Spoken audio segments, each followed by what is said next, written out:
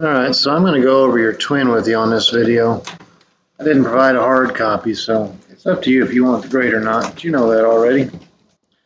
So question 1 is, find an equation of line parallel to this guy. Now, this guy is not in slope-intercept form, so you can't just look at it and still its slope. What you got to do is you got to solve it for y. And that's what I'm going to do. So negative 12y equals, called standard form, negative 4x plus 9. Then I'm going to divide by that negative 12. When I do that, I have y equals 1/3 x plus some crap, because I don't care about that crap. I care about this. This is my slope. I'm going to be parallel to it. I possess the same slope. So slope I get to use is 1/3. Now I've got a slope and I have a point given to me. I'm going to use point slope form. That's all I'm going to do. I'm going to plug stuff in. Y1 is going to be this negative 5, so minus a negative 5. The slope I found to be 1/3, x minus 8. And I'm just doing math here, so don't be confused by the numbers. Negative 8 times 1/3 minus 8/3. And what I'm going to do is I'm going to take away 5 from both sides. And if you got to use a calculator, you've got to use a calculator. That's what you got to do. But 5 in terms of 3 is 15 over 3. So negative 8 minus 15 is negative 23/3. The numbers won't be as bad on your actual test. It's just a practice sheet. If you can do something hard, you can do something difficult. Second question you're going to see is kind of inspired by some EOC practice stuff where they just ask you basic questions. They don't ask you too terribly much different. It's a simple system, but it's about selling chargers, and you can read the text just as well as I can. It says the following system models your results for the day, that x plus y is 76 and 7.95x plus 13.95y is $808.20. What variable represents Androids? Well, up in the text we talk about Android and iPhone with the word respectively. Respectively means in order. So the first thing I see is Android, and the first price I see is $7.95. So that's the x variable, not 7.95x. That's something else, but x is Androids, and iPhones are y. Now, what does 7.95x mean? Well, if you sold 2 of these things, you'd say, okay, I sold, almost $16 worth of Droid chargers. It's the revenue from selling Droid chargers. 13.95y. Well, if I sold 3 iPhone chargers, I'd plug in a 3 and I'd figure out 13.95 times 3. That's the revenue from selling iPhone chargers.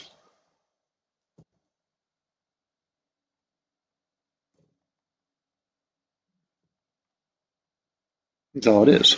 How many Android chargers did you sell? Well, go back up to your system.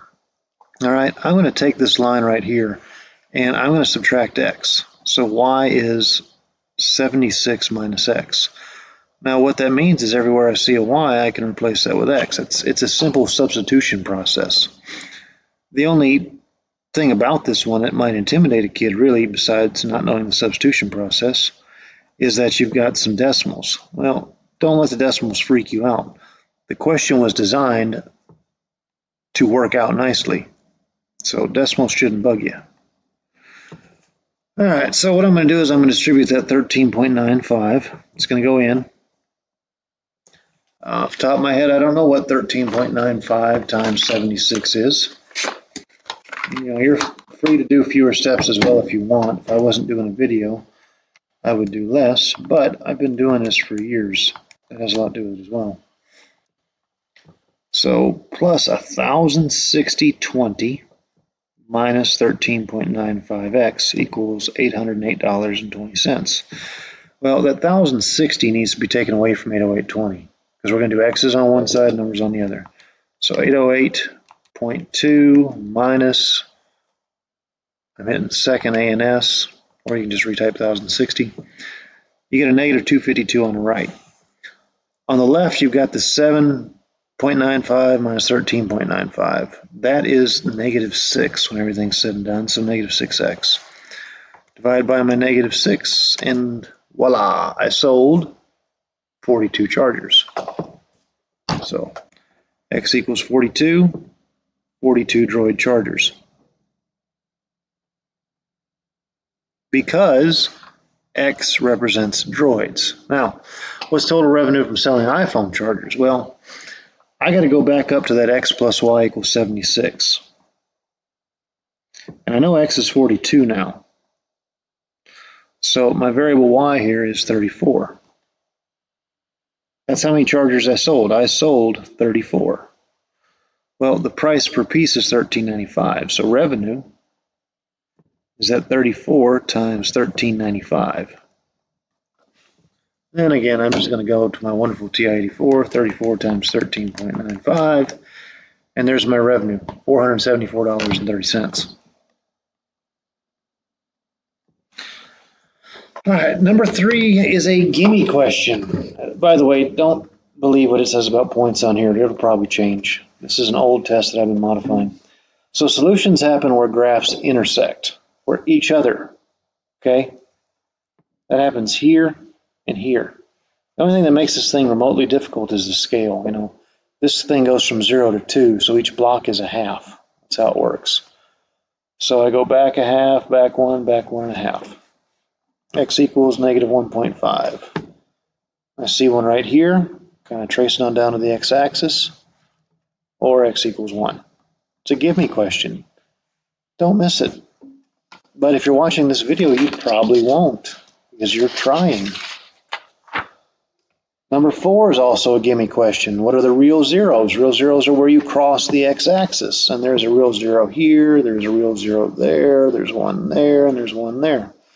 So the first cross from left to right is at negative 6.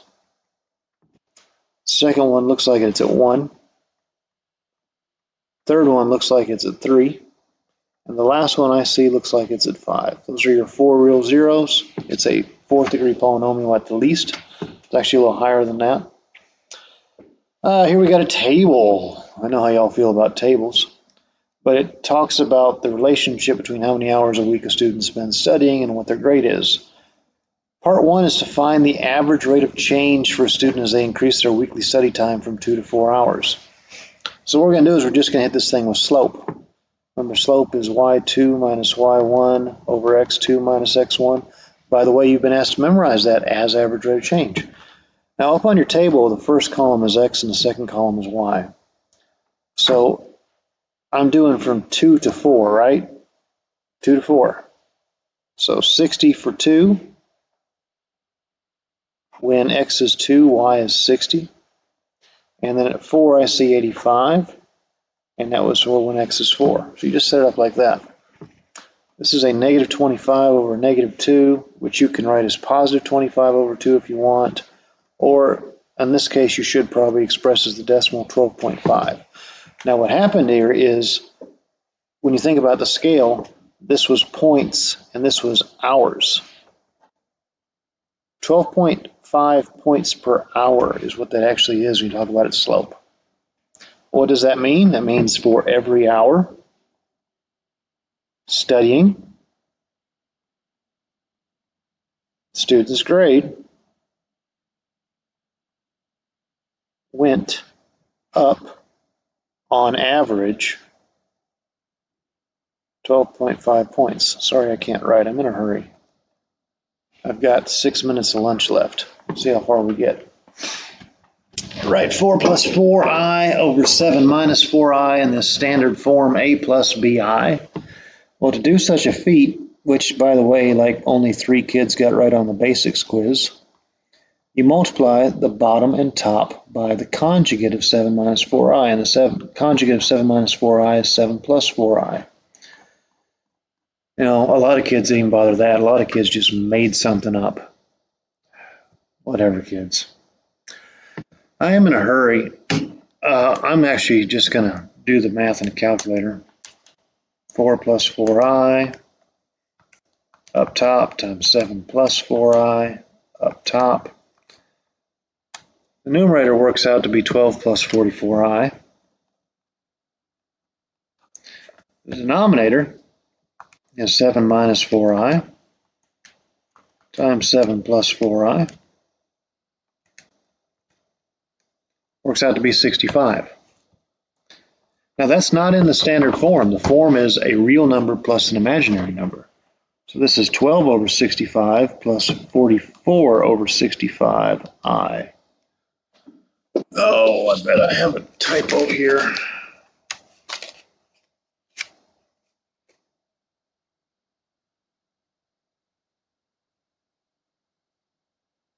Sure looks like it. I just found out I got to fix something.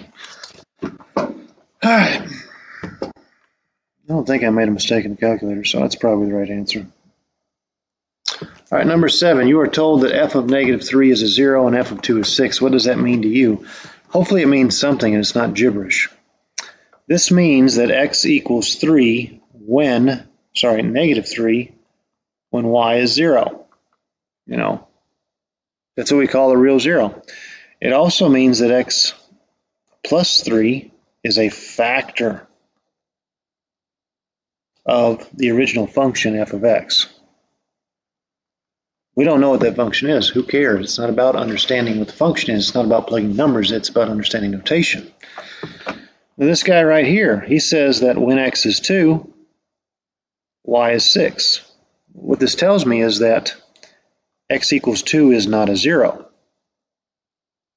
because I didn't get a 0, which means that x minus 2 is not a factor. Hey, and that's page 2. I might actually get part of page 3 done before the lunch bell. So moving on to number 8. Number 8, you are tasked with solving this quadratic equation by completing the square. And you're going to have to go back and look at your notes or go on YouTube, whatever. But I'm not going to write all these steps down for you. I've done that numerous times. What the first thing I'm going to do is I'm going to divide everything by 2, even the 0. When I do that, I get x squared plus 12x plus 14 is nothing. Now, the next step is take this constant and move it to the right-hand side. You know, steps are fine as long as you do them in order. The next step is take half of 12. And notice I'm doing that on a piece of paper, and I'll get 6. Then I square that 6, and I get 36. Well, that 36 gets added to the left and the right for balance purposes. And then I just do some math here. The left-hand side factors as x plus 6 squared perfectly. It comes from that right there. And the right-hand side is a negative. I forgot to divide 14 by 2, didn't I? That was supposed to be a 7. Is a negative 7 plus 36, which is a positive 29. Now I'm going to counteract my squaring by square rooting. I'm going to introduce plus or minus because it was x squared, has to have 2 answers. And I have a line that says x plus 6 equals plus or minus the root of 29. It says simplify your radical. This one doesn't. I wish I would have made a better example. But this one does not, because you guys are not good at simplification radical. Anyways, we're going to take away 6, negative 6 plus or minus root 29, and our 2 answers are that x is negative 6 plus the root of 29, or x is a negative 6 minus the root of 29. There you go. She's done. All right, number 9 says find the zeros of f of x equals 3x squared plus 12x minus 8. Well, what you're actually doing here is you're saying that this is a 0. And you're supposed to think to yourself, does it factor? Well, I've already saved you the time. You're taking a test. I'm telling you it does not factor. Now, you can do either a complete square or you can do a quadratic formula. I'm going to do the quadratic formula. I'm going to figure out A, B, and C. You got it all done, Tanner? Yeah, I'm quarantined now. Really? Yeah, but now you're going to miss a test. Sure. I emailed that to you. Keep up on Google Classroom, all right, son? Oh, Because I'll probably post y'all's test on Google Classroom. okay. But it's going to have a deadline. Okay. Quarantine. So anyways, quadratic formula is opposite b plus or minus square root b squared minus 4ac all over twice a. And I'm going to plug my numbers in. That's all you got to do is plug them in. So opposite b would be a negative 12 because it's positive 12 here, plus or minus. You know, it really doesn't matter b's sign right here because you're going to square it. And if you square a negative, you always get positive. So I'm just going to write 12 squared minus 4 times a, which is 3, times c, which is negative 8, all sitting over twice a 3. And I'm going to let my calculator figure out what's inside the radical. You know, I watch you guys do this after I do stuff, and you just keep doing your own thing. Mr. Milbrath would just type in what's in the radical first and not do anything else. This isn't Algebra 1 where decimals are okay, so quit thinking it is. But according to my TI-84, there is a 240 stuck inside that thing. Now, 240, what I'm going to do is I'm going to divide it by things I can take the square root of. I know I can take the square root of 4. I can probably do better. I'm sure somebody would try it, but you can take the square root of 9. It's not a nice number. You can also take the square root of 16. That's the next biggest thing. 16 is perfect. I'm going to think about this 240 off to the side. The root of 240 is the root of 16 times 15, which is 4 root 15, because I can take the root of 16 and I get a 4. So next line is x equals negative 12 plus or minus 4 roots of 15 over 6. And now I do simplification. I break this thing into two parts. Negative 12 over 6 is negative 2. Plus or minus 4 over 6, that's 2 over 3, root 15. And that's it for right now because the bell rang and students are about to come in. So I'll try and finish up some more of this today.